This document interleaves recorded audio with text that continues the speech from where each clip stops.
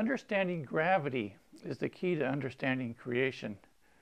I'm going to talk about gravity as negative energy.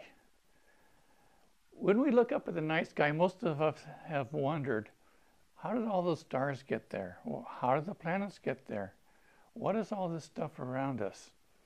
Why do we have a universe of something rather than nothing? And what is nothing and what is something? Well, physics tells us that nothing is an unstable state, that it doesn't stay nothing for long, and that something, the stuff all around us, is a natural state of existence. But what is something? Well, for example, this marker is something.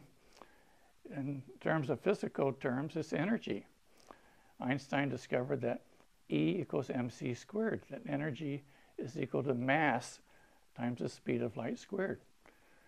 So mass is just a very concentrated form of energy. But how do you get something from nothing? I mean, doesn't physics tell us that you can't create something from nothing, that it violates the law of conservation of energy? So let's consider that for a moment.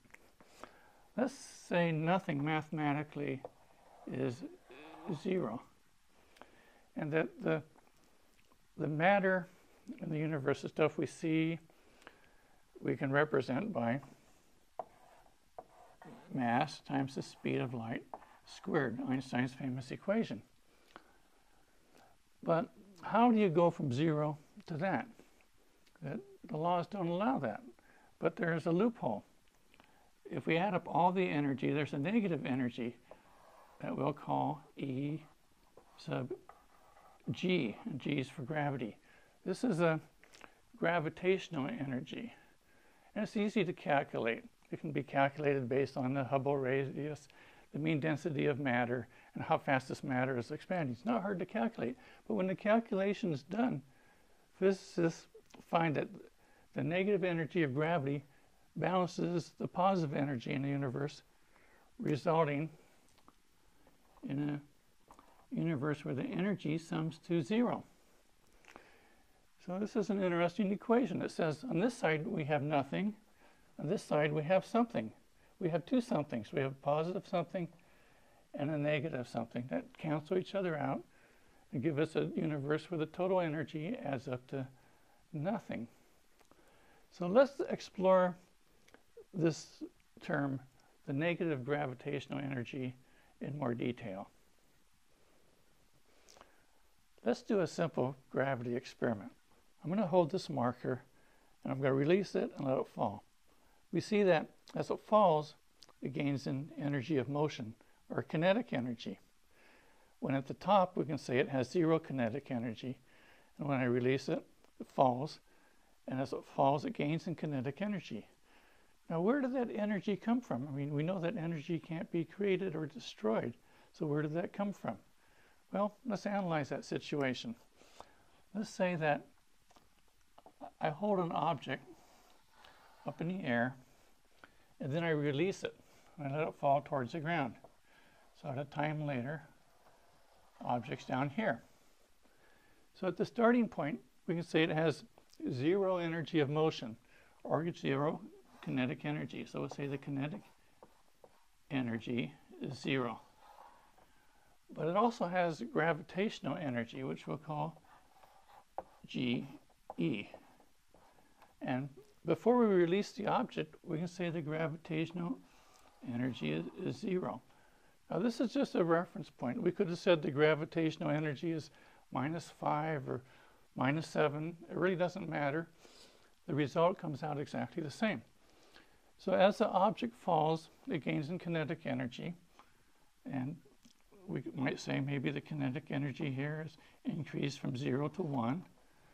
But the gravitational energy has decreased. It is decreased by an equal amount, -1. So that the total net energy of the system remains at 0.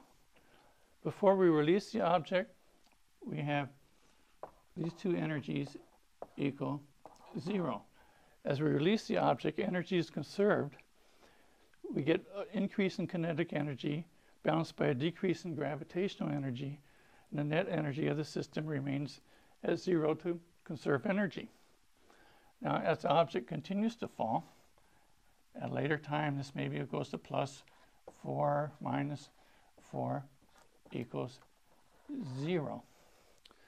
Now, this tells us, this negative part of the equation tells us that gravity is negative energy. Let's do another gravity experiment. This marker has a certain amount of mass. And we know from Einstein's E equals mc squared that mass is also energy. So this marker has quite a bit of energy. In fact, we could use this energy as fuel. And we could turn this marker into a rocket ship and use the mass energy as rocket fuel. And if we do that, we could accelerate this marker, burning its energy as fuel, away from the universe. Let's analyze that situation. Let's say that we have a universe here, and that we have this marker. And I'll draw it extra large. And that we're burning the marker's energy as rocket fuel, and we're accelerating or moving away from the universe. And a time later, we've burnt some of the mass as fuel, and it becomes smaller. A time later, still smaller. And eventually we'll have zero energy and corresponding zero gravity. At this point, let's say that the mass energy is, let's say it's plus 10 units of mass. And we know that mass and gravity go together. You can't have gravity without mass, can't have mass without gravity. So this mass corresponds to minus 10 units of gravity that offsets this mass somewhere in the universe. Now, as we accelerate, let's say the mass at this time is plus 5, and the gravitational energy is minus 5. Time later, perhaps this is 1 and minus 1 gravity. Now, eventually, as we burn all the fuel, we end up with zero mass, zero gravitational energy.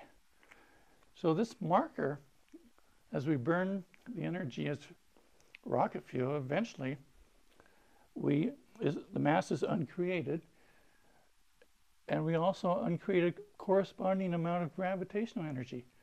So this marker has been uncreated. Now, if we can uncreate this marker, we can take any object in this universe, and we can use this mass as fuel, and we can burn the fuel and travel away from the universe. And eventually, it'll go to zero. And we do the same thing, this little chunk of matter. And if we continue to do this, we can uncreate the entire universe. Now, if we can uncreate the universe, now we can start to understand how the universe can be created. Let's explore this.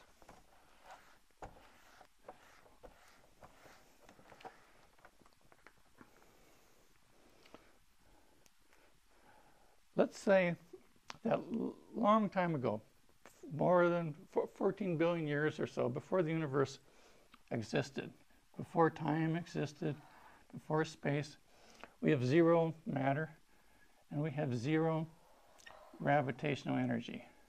We have zero total energy. So we have nothing. Now we know from quantum physics that nothing is an unstable state. Heisenberg uncertainty principle tells us that nothing does not stay nothing for very long. In fact, in laboratory experiments, we find that virtual particles come in and out of existence all the time. And let's say that we have a virtual particle event or a Heisenberg event.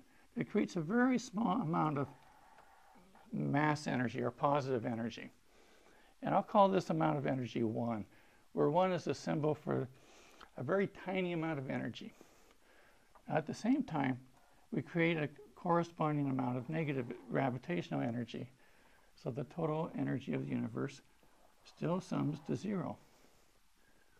Now, if this can happen once, it can happen again. So time later, let's say that we have 2 units of positive energy minus 2 units of gravitational energy equals 0 total energy of the universe. So we can see how a universe can evolve from nothing, where the positive energy always balances the negative energy for all points in time. So we can see that this negative part here, this negative gravitational energy, is what allows the universe to come into existence.